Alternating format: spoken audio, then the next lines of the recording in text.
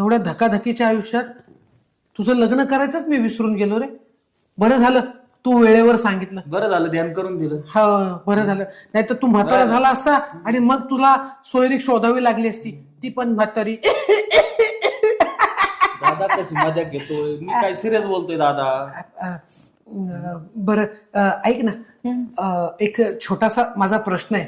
बघ तुझ्या माहेरी कुणी आहे का याच्यासाठी? मी बोलले त्याला, हा तुझ्या गोट्या भावाला, हा की आहे एक मुलगी, सांगितलंय. हा. पण असं नाही की मुलीकडच्यांना कॉल केला आणि लगेच घोडा घेऊन निघालो. हा हा घोडा लावून आपण हा लग्नात बसून जायला. हा असं घोडा. तू काम किती करतो रे?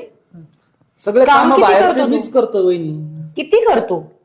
5,000 पुरतं तरी काम करतोस का? मग कोण खायला करतं? प्यायला देतो ना, याचे उपकार मान. दादा घरातले काम करतो, मी बाहेरचे काम करतो. उपकार करताय का? ऐक ना, माझ्या